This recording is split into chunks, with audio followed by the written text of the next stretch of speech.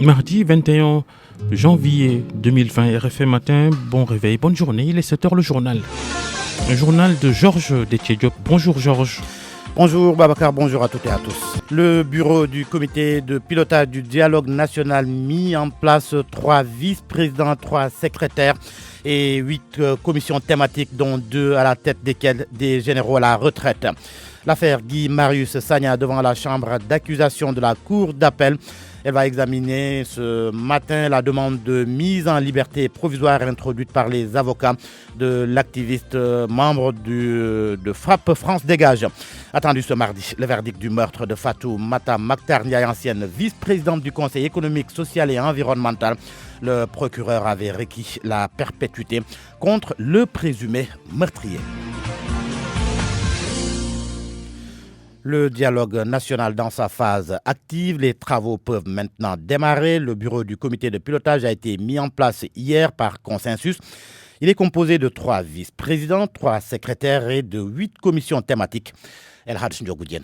Ils sont au total 14 membres qui vont accompagner le président Famara Ibrahima Sagna dans le bureau du comité de pilotage du dialogue national. Les 3 vice-présidents sont la députée Aïda Mbouch, le syndicaliste Modi Guiro, secrétaire général de la CNTS, et Morngom, ministre conseil spécial du président de la République. Après les vice-présidents, il y a les secrétaires qui sont au nombre de 3. Il s'agit de la présidente de l'AGS, l'association des juristes sénégalaises Abidjalon, du coordonnateur du pôle des non-alignés d'Etchefaye et de Nadjirou Sall. Sur les 8 commissions mises en place, 3 sont dirigées par des généraux. Il s'agit de la commission politique dirigée par le général Mamadou Niang, ancien ministre de l'Intérieur, de la commission paix et sécurité qui a à sa tête le général Mamadou Sow, ancien chef d'état-major général des armées, et de la commission ressources naturelles qui est dirigée par le général Abdoulaye Fall, lui aussi ancien SEMGA. Concernant les autres commissions, Baïdi Anne du CNP est à la tête de la commission économique et sociale, Roqiyatou Gassama dirige la commission environnement et cadre de vie, tandis que Jakaria Diaw, ancien gouverneur et ancien directeur de cabinet du président Abdoulaye Wade, est le président de la commission modernisation de l'État et lutte contre la corruption. L'ambassadeur Seydou Nourba lui dirige la commission décentralisation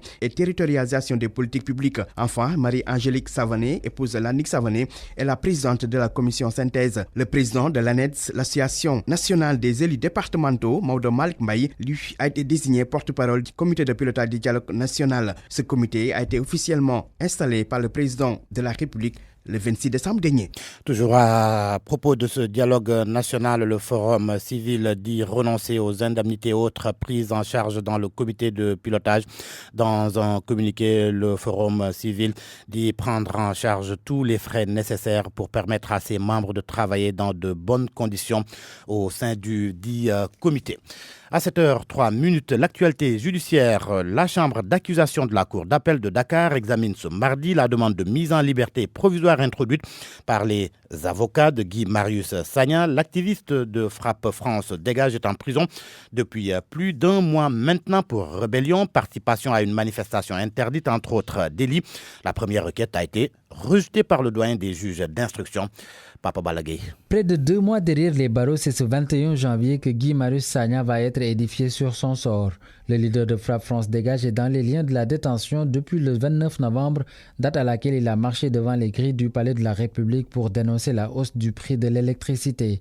Arrêté en compagnie de 8 autres membres du collectif Nyolang, 6 ont bénéficié d'une liberté provisoire, ce qui ne fut pas le cas pour Fallou Galasek, Ousmane Sarr et lui-même. Ils sont poursuivis pour rébellion, provocation à un attroupement et participation à une manifestation interdite. Des charges contre lui qu'il a battu en brèche. Guy Marius Sagna, incarcéré au camp pénal, a observé une diète pendant près d'une semaine, exigeant de l'administration pénitentiaire 4 choses, à savoir la libération de ses amis encore en détention, l'annulation de la hausse du prix de l'électricité, la communication du règlement intérieur et l'autorisation d'émettre des appels tous les 15 jours. Des conditions qui ne feront pas fléchir l'autorité, mais il finit par arrêter sa diète sans médiation ou entre autres négociations, dira son avocat. Très attendu ce matin, la défense dirigée par Maître Moussa Sarr va encore plaider pour une liberté provisoire devant la chambre d'accusation après un premier rejet du doyen des juges. C'était le 20 décembre dernier. RFM, la radio de toute l'actualité. Le présumé meurtrier de Fatoumata Mactar Ndiaye est fixé sur son sort ce mardi. C'est ce matin que la chambre criminelle rend son verdict. Le parquet avait requis la prison à perpétuité contre Samba Sow, le chauffeur de l'ancienne vice-présidente du Conseil économique, social et environnemental tué le 19 novembre 2016 chez elle à Pikine. Les avocats de la partie civile ont réclamé la somme de 500 millions de francs CFA en guise de dommages et intérêts. Quant à la défense, elle a plaidé pour une application bienveillante de la loi pénale. L'insécurité à Touba et environ, le directeur de la sécurité publique disposé à renforcer l'effectif de la police et la création de 3 commissariats, une annonce faite en marge d'une visite auprès du khalife général des Mourites. Les détails avec Marème Diop. Le renforcement de la sécurité à Touba préoccupe les plus hautes autorités de la ville. Le porte-parole du khalife général des Mourites, Serigne Bassirou Mbacké Abdoul Khadr, a saisi l'occasion d'une visite du directeur de la sécurité publique pour évoquer la question.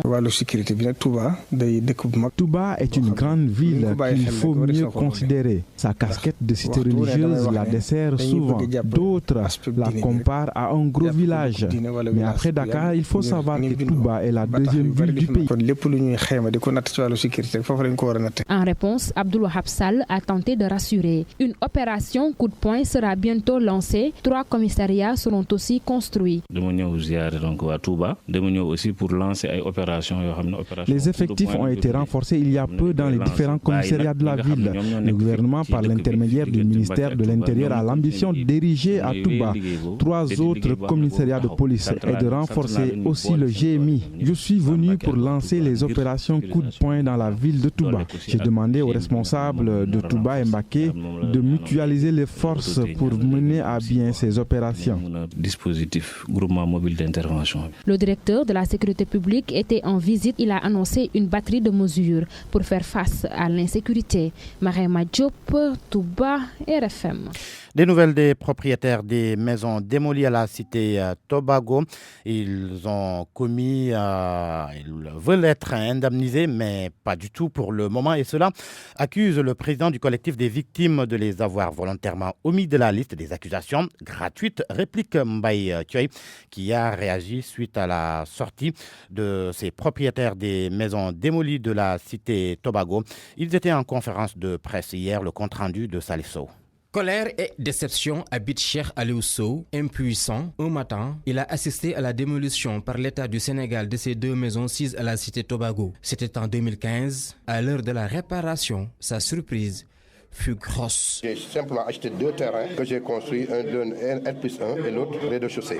J'ai dépensé presque 45 millions. Je n'ai rien, je ne suis pas établi. Ils sont des dizaines de sinistrés non encore indemnisés. Les ayants droit, 336 exactement selon les chiffres officiels, continuent de courir derrière leur dû. Abdou Aziz Ning, mandataire de la 3e chambre de la collectivité Lébou de Yoff, Frey Yoff, parle de mission volontaire. Il accuse ici des membres du bureau du collectif des victimes de Tobago. On n'est que 200, mais les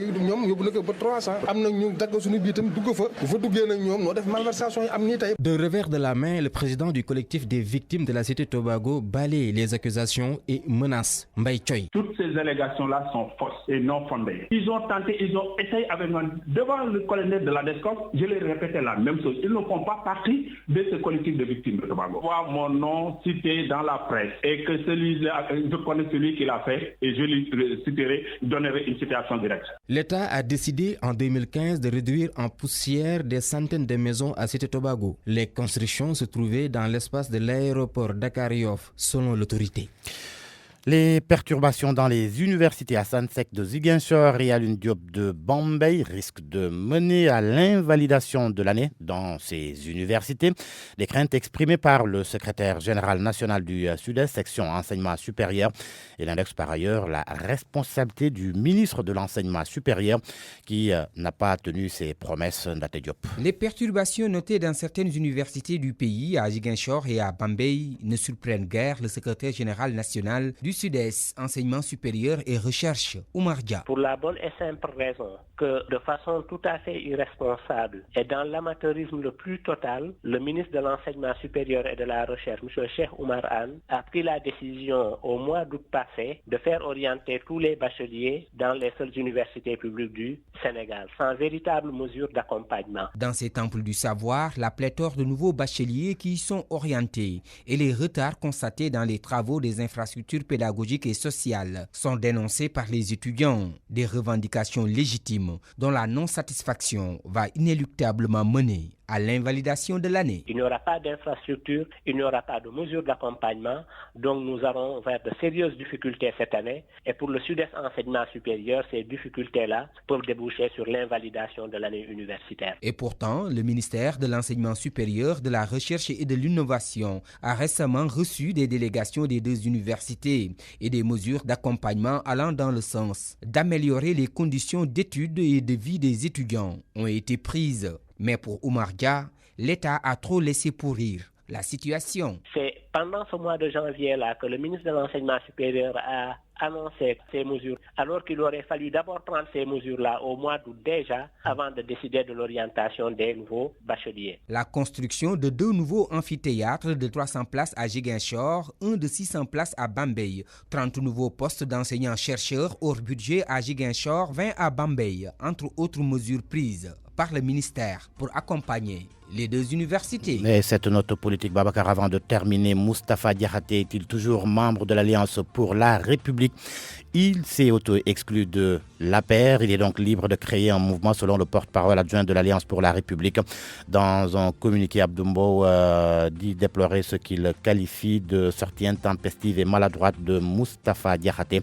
L'ancien président du groupe parlementaire Benno Bokk Yakaar a mis en place un courant au sein de l'APR, un courant de pensée. Manko Taxawu Sunu APR, initiative pour la refondation de l'Alliance. Georges Déthié-Diop, le journal à 7h11, les titres sport. Malal Junior Diagne. Moustapha Gaye face à la presse, le nouveau directeur technique national va dévoiler sa feuille de route et présenter les hommes et femmes qui vont constituer les différents staffs des équipes nationales de basketball. Coupe du monde de Qatar 2022, l'équipe nationale du Sénégal fixée sur ses prochains adversaires. Le tirage au sort est prévu à 17h au Caire en Égypte. On parle également de taekwondo. Tamba a enregistré le passage de 15 nouveaux techniciens au niveau des grades. Bonjour, merci Malal. Bonjour Pape Sambakan. Bonjour Babacar. À tout à l'heure pour votre chronique du mardi, RFM Matin à 7h40. Notre invité Daouda Gueye du collectif Nyolank.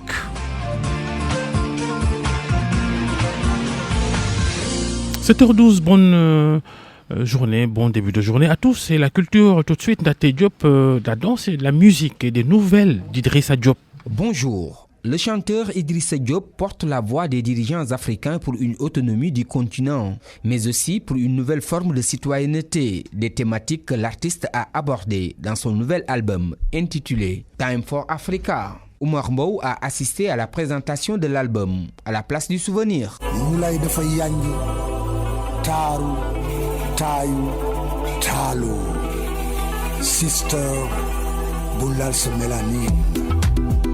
Une Afrique libre et indépendante, c'est le thème central de l'album Time for Africa d'Idrissa Diop. L'artiste reste convaincu que l'Afrique ne sera autonome que lorsque ses dirigeants se démarqueront de l'Occident. Je me suis rendu compte que les Africains ne parlent pas beaucoup africain. Il faut qu'on s'approprie notre propre histoire. On n'a plus envie que notre propre histoire soit dictée par l'Occident ou par l'Amérique ou par l'Asie. Le Time for Africa, c'est ça. Il est temps qu'on nous laisse, nous, Africains, régler nos problèmes en tant qu'Africains. On peut les régler parce que tout est issu de là. Conserver les valeurs africaines, assurer l'autonomie de l'Afrique, Idrissa Diop a aussi évoqué des questions liées au civisme dans son album de 16 titres. Et je dis aux Sénégalais, on ne peut pas être propre dans toi-même et ne pas être propre dehors. On va recevoir énormément de gens ici, au niveau des jeux qui vont arriver. Il faut que le pays soit propre. Être propre aussi, c'est le Time for Africa. Idrissa Diop prépare une tournée nationale et international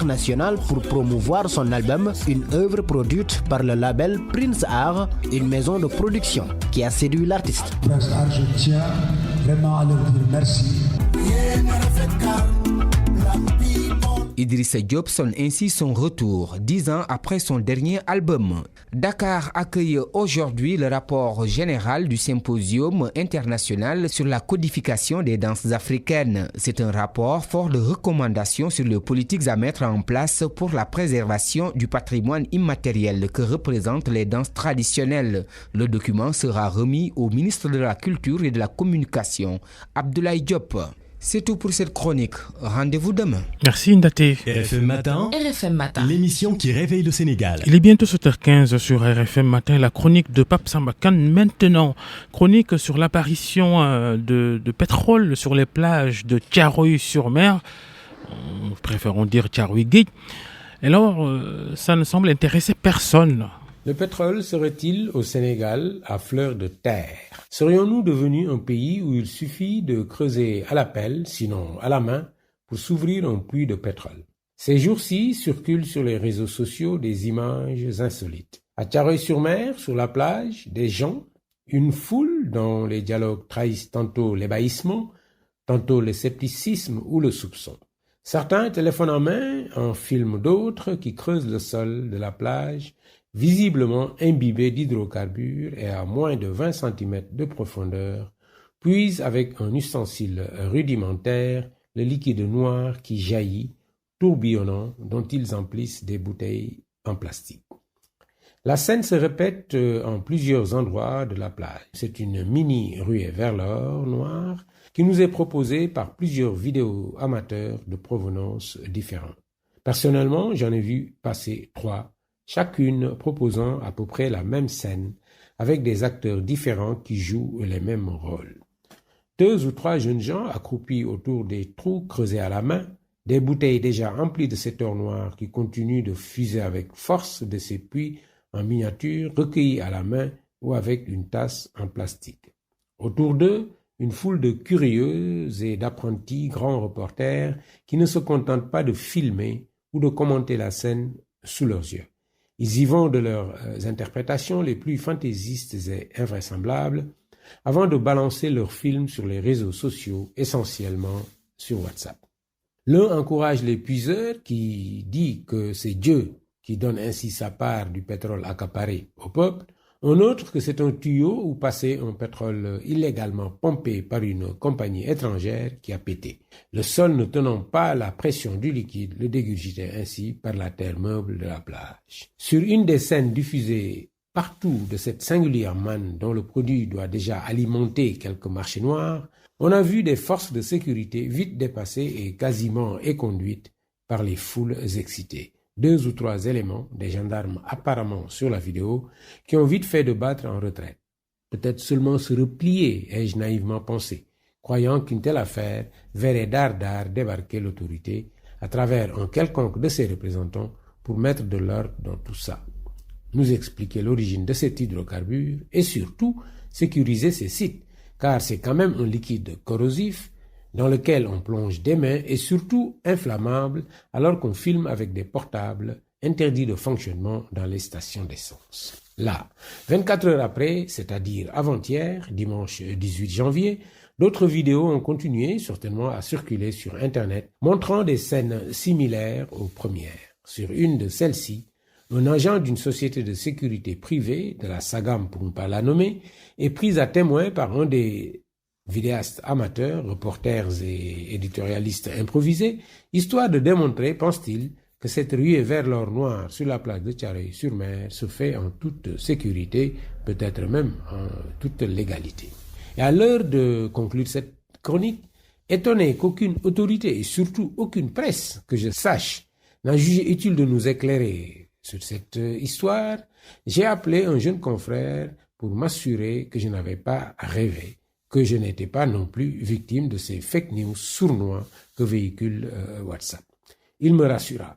C'était tellement la réalité que la Société africaine de raffinage a jugé utile de préciser que ce pétrole ne venait pas de ces pipelines dont aucun n'avait connu d'avanie.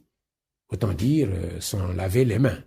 Alors, d'où vient ce pétrole qui jaillit des sables de la plage de Thiaroye-sur-Mer? Et surtout, que fait la police, comme on dit communément, mais surtout que fait l'État, mais aussi que font les journalistes? Parce qu'après, on va se plaindre que des gens munis de smartphones, jouant les grands reporters, maîtres du scoop sur les nouveaux mass médias, nous disputent notre rôle.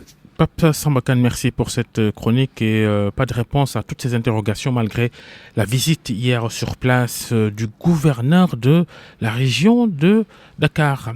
RFM Matin, 7h19, la revue de presse. RFM, la presse du jour. Parce que nous avons su satisfaire aux exigences de nos clients les plus rigoureux à travers le monde, que nous, Beko, sommes devenus aujourd'hui numéro 1 de l'électroménager en Europe. L'efficacité et l'esthétique des produits Beko reposent sur une parfaite maîtrise des technologies de toute dernière génération. Jusqu'au 31 janvier 2020, toute la gamme Beko est en fête chez Electronic Corp avec des remises exceptionnelles. Electronic Corp, partenaire des grandes marques.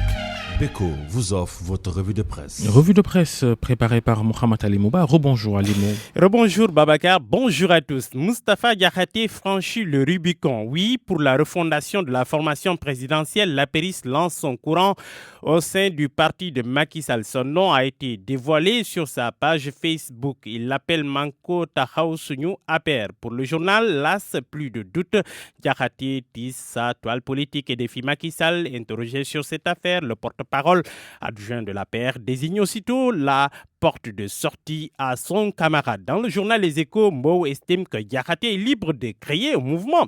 Mais ce qui est sûr, c'est que ce sera en dehors de l'APR. Il se dit responsable, n'a même pas le minimum un carnet de comité. Lui-même a fini de montrer qu'il n'est plus membre de l'APR. Fin de citation. Le journal Enquête en conclut qu'Abdou Mbow exclut Moustapha Diakhaté de l'APR. À sa page 6, l'Observateur affirme qu'il ne craint pas justement d'être exclu et qu'il ne roule pour personne, pas même pour Amadouba. Mais mon confrère note que Moustapha Diakhaté, le rebelle, est tout de même surveillé comme du lait de soja sur le feu. La commission de discipline de l'Alliance pour la République scrute d'ailleurs ses moindres faits et gestes. Une source qui a requis l'anonymat confie aux confrères que cette commission de discipline est décidée à mettre fin à l'indiscipline à l'APR, mettre de l'ordre dans les rangs, et elle ne va pas tarder à sévir. Mais Diakhaté rappelle à qui veut l'entendre qu'il ignore désormais la ligne du président. Relation Diakhaté-APR, le courant hausse la tension, titre du coup Le Quotidien. Marito Niane va-t-il rester au sein de l'APR ou va-t-il partir se frayer son propre chemin? Enquête, le journal enquête plutôt du journal L'Observateur sur une nouvelle ambition politique, une équation dans le maquis. Selon le confrère, l'ancien ministre de l'Enseignement supérieur aurait pour ambition de créer son propre parti politique. Le journal informe que de retour à l'université depuis sa non-reconduction, le responsable politique de l'APR se serait attiré la foudre présidentielle à cause d'un refus poli mais ferme qu'il aurait opposé au chef de l'État lors de la formation du gouvernement du 6 avril 2019. Une source de soufflet que beaucoup pensent que c'est Mansour Faye qui a fait que le président plutôt l'a écarté du gouvernement, mais il n'en est rien.